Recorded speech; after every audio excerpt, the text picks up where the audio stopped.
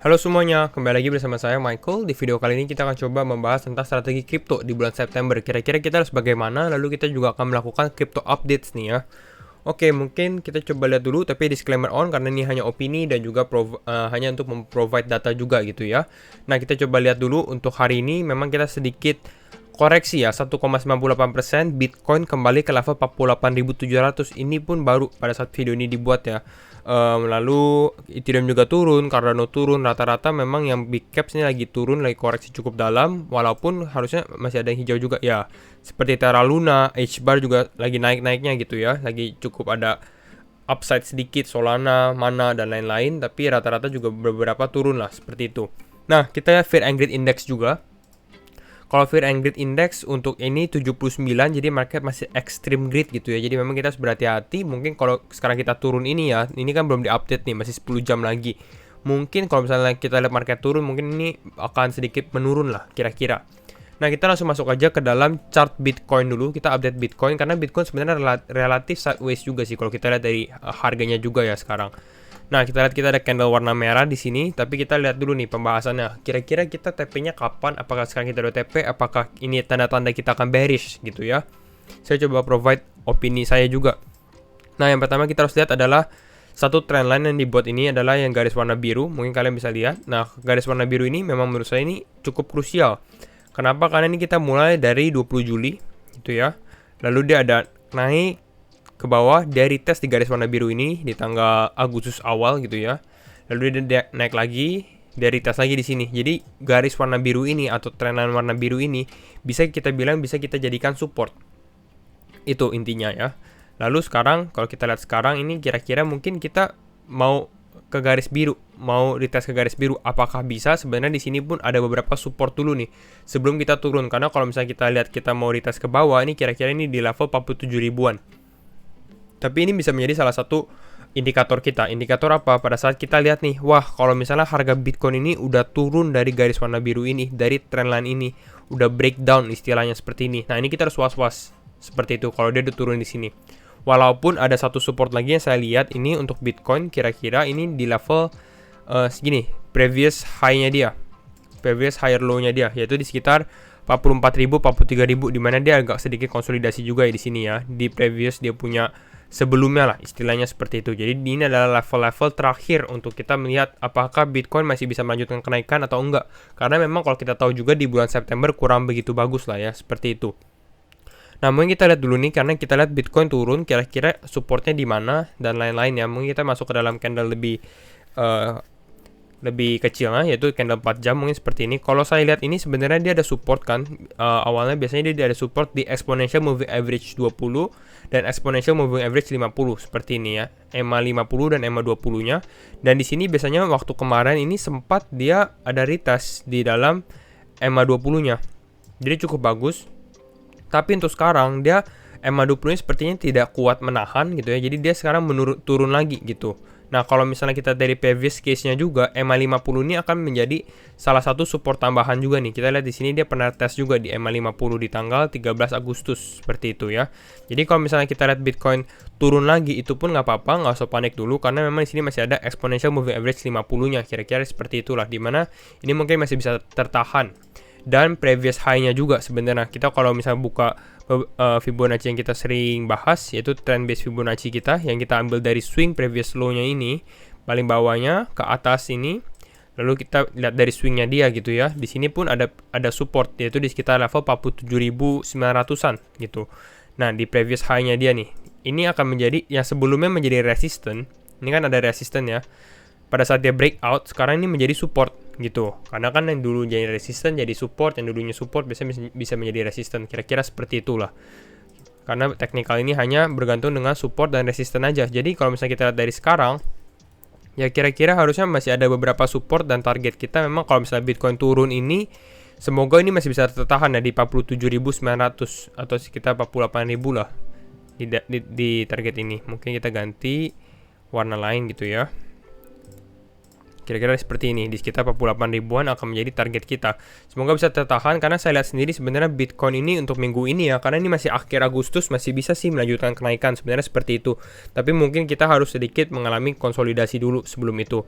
Tapi ya saya lihat lagi ya, red flagnya. Kita balik bahas lagi tentang red flagnya, dimana kalau misalnya kita harus lihat nih, wah ternyata Bitcoin udah turun dari trendline yang warna biru ini yang sempat kita bahas di sini.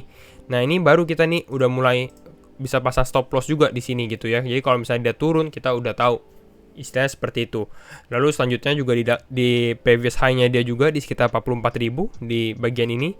Dimana kalau dia turun lagi ke bawah, karena mungkin ada possibility Bitcoin akan lebih turun lagi. Seperti yang kita diskusi di video kemarin juga. Kalau kalian yang belum nonton, saya rekomen juga nonton itu ya. Karena memang ini cukup bagus juga dan jadi kalian tahu. Kira-kira seperti itu. Dengan target sebenarnya kalau dari saya sendiri ya, target upside saya sebenarnya untuk akhir bulan ini semoga kita masih bisa kelihatan ke 53.300. Tapi ya sedikit pesimis sih sebenarnya karena orang-orang ini sudah was-was, sudah kayak lebih takut, lebih berhati-hati lah istilahnya seperti itu. Dan kita ada beberapa indikator juga yang saya mau kasih lihat, yaitu adalah GBTC. Mungkin kalian familiar dengan Grayscale Bitcoin Trust atau GBTC ya. Ini GBTC ini biasanya di mana financial institusi ini mereka bisa membeli Bitcoin gitu ya dengan Grayscale Bitcoin Trust-nya gitu. Dan ini ada namanya premiumnya dia. Biasanya kalau misalnya premium, harga pada saat beli Bitcoin ini akan lebih mahal. Namanya juga premium gitu ya. Dan ada diskon juga. Kalau diskon artinya lebih murah. Nah, kalau kita lihat sekarang, tanggal Agustus 23, Agustus 20 ini, kira-kira ini memang kita punya GBTC malah minus. Artinya apa? Artinya kita terdiskon gitu. Dan ini adalah salah satu yang menarik juga. Kenapa? Karena udah diskon pun financial institusi nggak mau beli gitu. Biasanya kalau demand-nya banyak, nah dengan adanya demand, diskonnya tuh semakin kecil karena banyak yang beli juga dan kita akan di-push ke dalam premium lagi. Tapi kalau sekarang kita masih di stay di dalam level diskon, kita bisa lihat sendiri di sekitar minus 14,72%. Artinya ya belum begitu banyak demand dari financial institusi. Seperti itulah kira-kira. Tapi kalau misalnya kita lihat dari ininya juga, satu chartnya juga, ada beberapa soalnya bukan GBTC doang, tapi dia ada Ethereum juga, ada Ethereum Classic dan lain-lain. Tapi saya fokusnya ke dalam Ethereum. Kalau Ethereum punya premium, ini lebih kecil daripada Bitcoin. Jadi mungkin financial institusi ini malah lebih tertarik kepada Ethereum juga. Jadi sangat direkomend. Jadi kita nggak hanya cek chart Bitcoin juga, tapi kita cek untuk chart Ethereum. Karena chart Ethereum ini akan mempengaruhi altcoin-altcoin juga. Dan kalau misalnya kita lihat dari chart Ethereum sekarang, sebenarnya ETHUSDT, misalnya kita dari Ethereum ya, pada Bitcoin, ini Ethereum ini lagi bener-bener tertahan banget di dalam resisten dia, yaitu di sekitar 0,618 golden ratio di 3.300-an gitu ya, 3.370. Kita lihat Ethereum nggak bisa melewati resisten ini. Kita lihat pernah terpantul di sini di pertengahan Agustus, lalu sekarang terpantul lagi gitu ya. Jadi kita mungkin dia harus ada konsolidasi dulu sebelum dia bisa break. Mungkin kalau misalnya dia break, mungkin dia akan retest dulu di sini gitu ya. Dengan kemungkinan besar sih kalau menurut saya sih September, karena kita tahu ini bukan bulan yang bagus ya. Mungkin dia pada saat break dia akan kembali turun lagi untuk tes. Mungkin kalau untuk Ethereum ini mungkin bisa tes ke level ini lagi nih, ke 3050 mungkin. Turun kembali di bulan September karena kita lihat based on previous history, bukan kita pesimis gitu ya, tapi kita was-wasan aja. Mungkin Ethereum bisa kembali lagi ke level sini atau mungkin lebih bawah lagi, tapi nanti kita coba lihat lagi lah, kita update. Seperti itulah kira-kira. Tapi untuk sekarang itu pendapat saya tentang Ethereum. Jadi kalau misalnya kita mau lihat ada upside ke dalam market crypto dalam waktu singkat ini, ya kita butuh dimana Ethereum ini bisa break dari resistennya dia, Bitcoin juga break gitu ya. Karena Bitcoin ini kemarin sempat break ke, kalau kita lihat dari chart Bitcoin ini sempat break ke 50.000 tapi nggak berhasil bertahan lah istilahnya di 50.000 gitu. Jadi kayak cukup ada selling pressure juga di atas, kira-kira seperti itu. Jadi kita harus lihat juga karena volumenya juga sebenarnya kalau kita lihat dari volume juga ya semakin kecil itu ya, volumenya semakin kecil, kita butuh volumenya lebih banyak lagi, kira-kira seperti itu. Tapi kita masih fase wait and see juga. Nah kita bahas juga nih kapan TP atau misalnya gimana kalau kita udah take profit gitu ya. Misalnya sekarang kita harusnya sih kemungkinan besar sudah banyak yang udah floating profit juga gitu ya. Nah kalau misalnya TP ternyata dia naik lagi, bagaimana di bulan September? Kalau tanya saya, sebenarnya lebih baik kita berhati-hati sih daripada mengambil resiko. Tapi tergantung, ada orang yang juga suka resiko, sebenarnya seperti itu.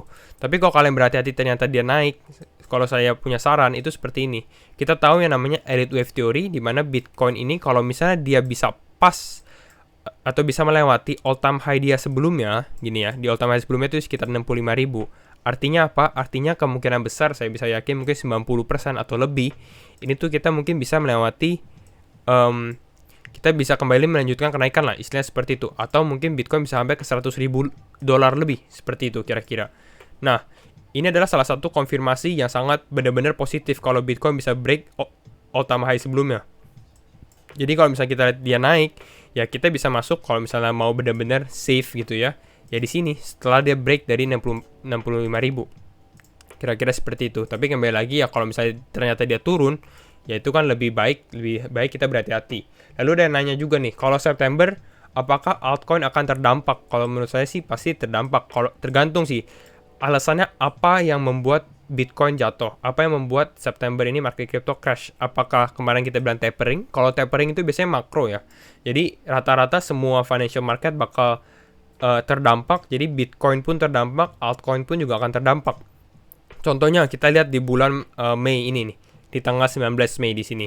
Di sini kan dimana Bitcoin turun ya. Coba kalian pernah cek gak apakah ada altcoin yang warna hijau, kira-kira seperti itu. Kalau rata-rata seharusnya sih warnanya merah juga, karena Bitcoin merah.